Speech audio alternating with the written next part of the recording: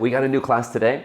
This is a kind of collection of everything that we've been working on for the past season. It's a more proper vinyasa flow. So we are going to be moving quite quickly through the different poses, and we're going to have lots of different challenges where we have the opportunity to put into practice all of these different elements that we've been working on.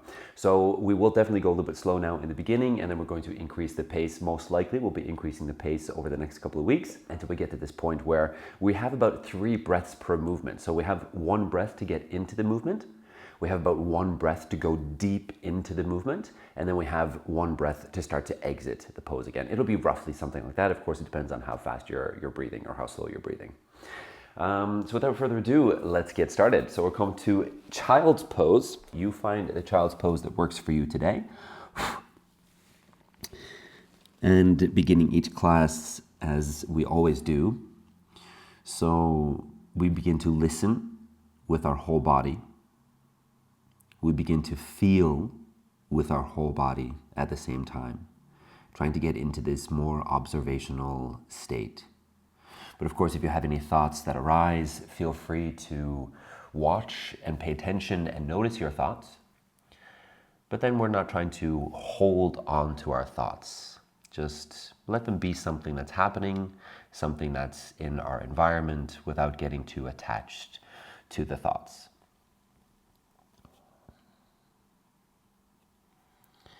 And while we're here in child's pose, if you feel like you want to set an intention, then feel free to do so.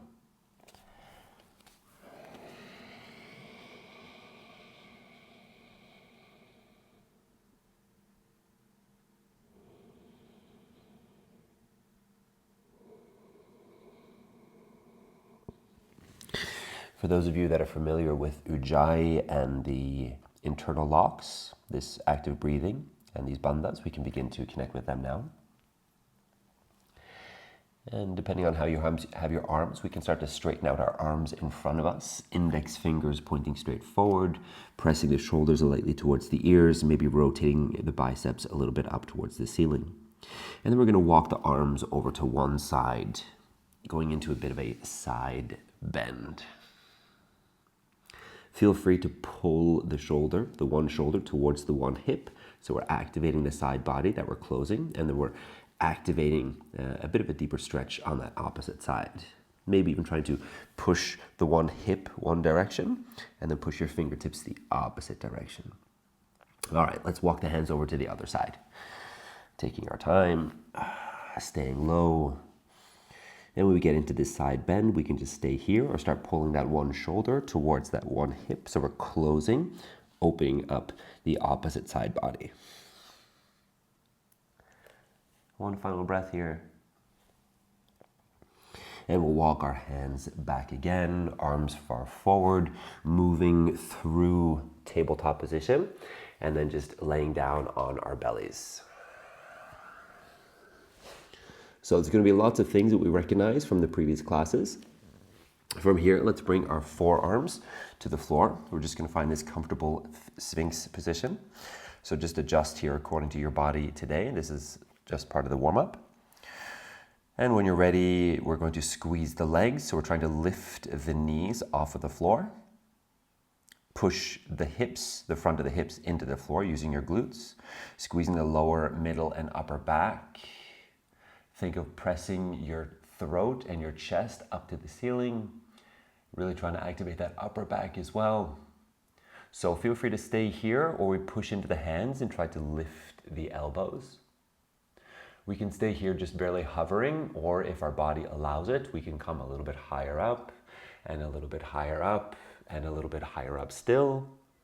And in the last breath, we're going to gently release, coming back down again, relaxing into the pose, and maybe shaking those hips.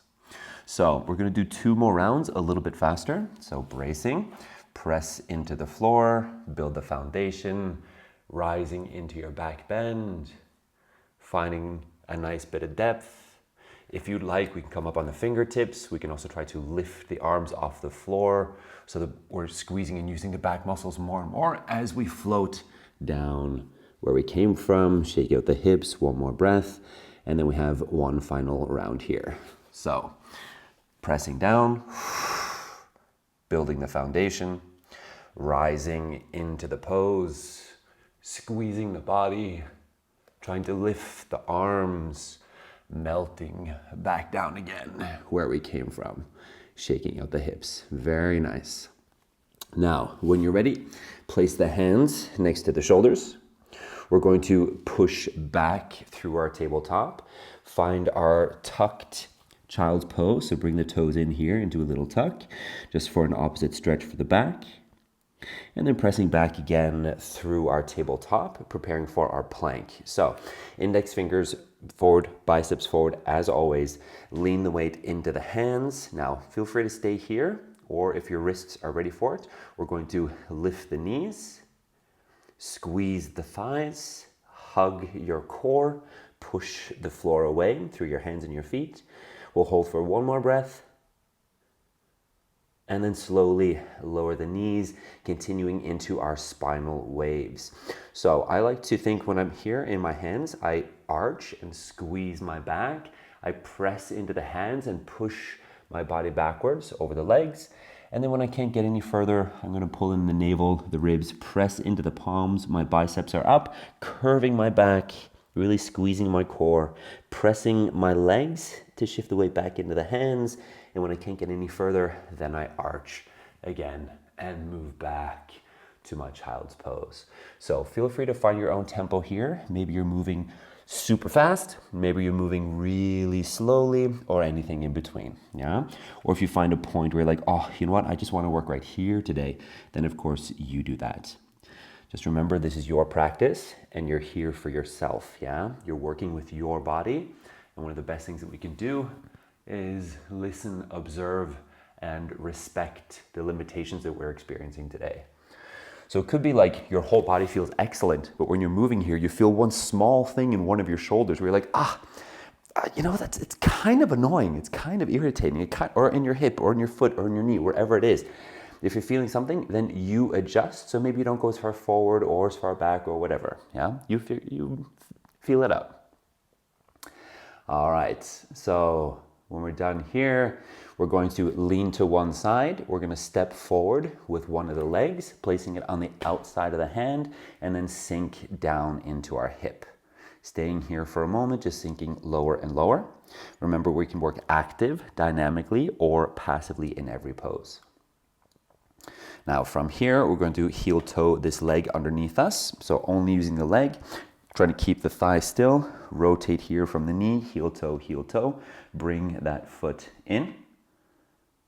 We're gonna stay here. We can rotate towards that front knee, moving the hips a bit dynamically if that feels good for you today.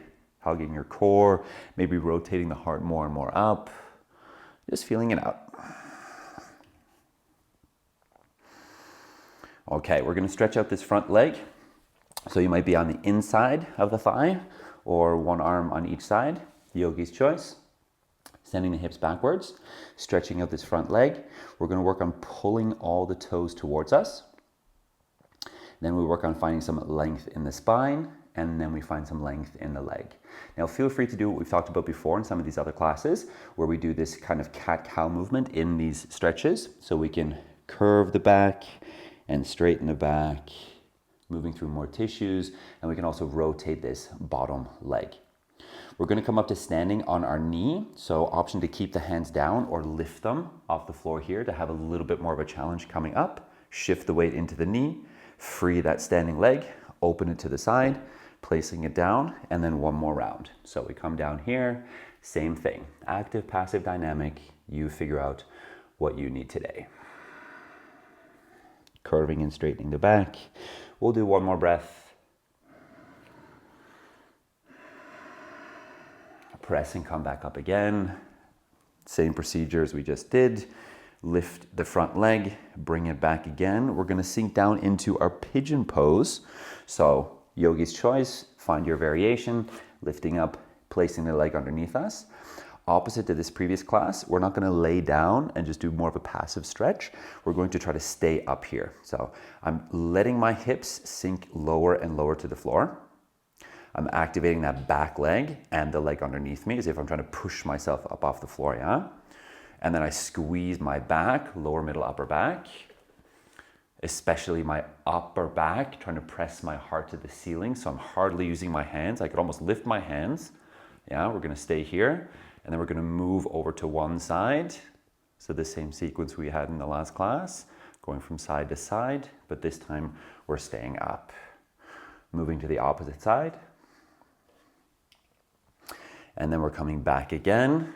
Reverse tiger curl, so hands down, shift of weight, press the floor away, back to tabletop, switch legs. So the other leg is coming forward. Try to just do it in one step. Sink into that hip, staying low, working out the kinks here. Active, passive, dynamic. You do what you need. We're going to heel toe that leg. So here, keep it still, the thigh. Only the foot and the leg is rotating. Heel toe in underneath us. Find a nice rotation here as well towards that leg. Still just working things out. Increasing the body temperature. Mind-muscle connection. All right. Straightening out that front leg. Send the hips backwards. Find your half split position that makes sense for you today. Try to pull all your toes towards you. Bend the knee. Staying here. When you do the cat-cow movement, curving and straightening your back, you could also, of course, bend the knee and straighten the knee. Rotations. Okay. Option to lift the hands in the forward fold. Press down to come up. Shift of weight into that knee. So we have impact training and balance training here. Standing on our knees. Open the leg. Coming down again. Finding the deep position. A nice good stretch. Curving the back. Pulling my tailbone and the top of the head towards each other. In a flexed and extended spine. Rotating that leg. That's out there. Rotating here. A little bit in, a little bit out. Press down to come up. Shift the weight into the knee. Lift the foot. Place it back. And then finding pigeon pose, opposite side. So take a second for your hips to adjust, right? Same thing here, respecting our body's limitations. Keep the hips parallel, sinking lower and lower. Press both the legs into the floor, not so much that we come up, but just to have a strong foundation. And then squeeze lower, middle, upper back and neck. Really try to squeeze that back stuff. And then we can rotate to one side. Rotate to the other side. Good. Using your hands as little as we need before we then transition into our reverse tiger curl. Stepping back.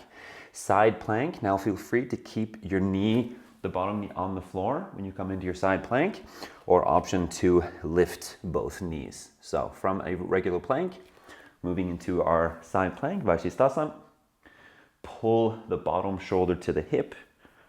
Arm comes the longest way over, pushing through the spine, back through our plank, and then changing arms. Take a second to get into the pose. Take a second to work a little bit deeper into the pose, a bit more activation. And then we start to find some length coming out of the pose. From here, pressing straight up to our downward facing dog, taking a moment. So I'll give you maybe 2 or 3 breaths here to just figure out the pose for yourself. Connecting with the breath, the bandhas, the body, listening with our whole body and feeling with our whole body. When you're ready, animal walks. We're going to begin with the hands. Try to place the hand in the midline of the floor, rolling through the palm and the fingers. And then noticing the transition, the shift of weight through the arm, the shoulder, the spine, down into the hips until we get to the back of the feet. Now from here, we're going to come to our deep squat. So with hands, without hands, yogi's choice. If you respect your limitations, maybe you stop up here, yeah, if that's how deep you can go, or we come all the way down. Shifting of weight, forwards, backwards, side to side. We can push the knees out, squeeze the knees together, and then we come back again. Rotate the toes out to the side for our yogi squats. Malasan, coming back down, same thing. You stop where it makes sense for you. Trying to push the knees out, squeeze the knees together, side to side, maybe straightening the back and curving the back.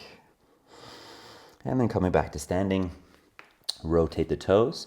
From here, something new that I don't think I've ever done in a yoga class before, at least not these online classes, I don't think. We're going to lift one and one foot as if we're doing these toe taps, compression strength, and we're going to stretch the top of the foot. So get under your toes and find a little toe stretch that's moving them through the whole front of the ankle. Then we can go a little bit out to the side and sides. We're stretching the whole front of that foot. This is something that I often do myself in my training. It's just one of those things that I've never really put into a class before. Okay, other side. So lift the other foot, hold it for a second, find the placement, come in here, find that stretch, and then a little bit side to side. So it can be quite intense for the top of the feet. So again, just respecting your limitations. And when you're ready, bring that foot back, and then animal walks, walk the hands the exact same way to the front of your mat. So one small progression that we might work with later in the class is actually to come up onto our tippy toes here and then walk the toes forward in animal walks. Yeah, but that's something that we'll try to work towards later, depending on how much our feet can tolerate. So this is one way that we can build strength and mobility and capacity in our feet. Lock the arms, nice and strong pose, upper body, and then we'll try to do animal walks the traditional way here, how we normally do it, landing with the heel, rolling through the sole, spreading the toes until we get to the front of our mats. Okay, excellent, very nice. So from here, we'll just take a second, shift the weight side to side, maybe fold the arms, rotate a little bit before making our way up into our standing position. Bending the knees, curving the back, pressing the floor away from us as we roll up, nice and strong body, into Tadasana, mountain pose. So just stay here, stay locked in, keep yourself in this observational state. If you have any questions, let me know so far. Have a little sip of something if you need it. Feel free to get your blocks close to you because we might need them now in this flow that we're going to work on. So we have about a flow. We have this flow. It'll probably take us like 10 minutes to get through just one side. And then we're going to change sides and do the flow on the other side before we move into some peak poses at the end of the class, where we'll be doing stuff like our compass pose, our splits, back bends, stuff like that. Okay. So now we're getting to the main section of the class, our vinyasa flow. Finding a nice position, front of the mat. Regular sun salutation to get to downward facing dog, but we're going to add a few chaturanga push-ups. Okay. On the inhale, we're coming up. So a little bit slow the first time here. We'll do like 2-3 breaths per movement. Coming up a little bit higher, exploring your upward salute. A nice little easy back bend here. And on the exhale, folding forward. Try to keep your arms as high as you can. So we're squeezing those shoulders, working that upper body strength. All the way down, hands on the floor. Now, straighten the back, shift of weight into the hands, lift one and one foot, toe taps. Now be mindful, I have the weight in my hands, particularly under my knuckles, and I'm going to step back from here without shifting my weight back into my high plank. So perfect pose. Yes, exactly like that. Okay. Chaturanga push-ups, we're going to bend the elbows, they're pointing back. I start pulling my shoulder blades together. So elbows back, open my chest, come down to the heaviest point in my push-up, hold and float, and then press back up again. And we have 2 more. So lowering down, find the heaviest point and hold. Excellent depth. Pressing back up, 1 last repetition. Coming down, find the squeeze and the hold, and back up, and then down, and then moving into our upward facing. So take a second here, relax the arms if you're getting tired. Adjusting, lifting the knees, squeeze the glutes, lower middle, upper back, press your heart to the ceiling, a little bit deeper still, And then exhale, transition to our downward facing. Finding our downward facing, holding here for a few breaths. Active, passive, dynamic movements, yogi's choice. What do you need? If you're tired, you just take a break.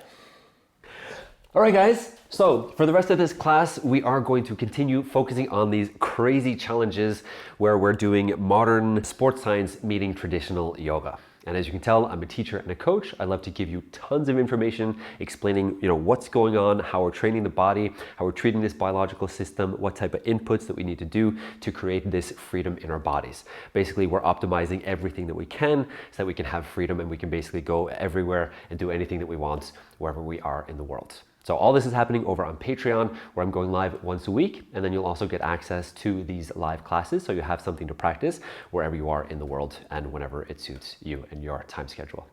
I hope to see you there. Peace, namaste, and have a fantastic day.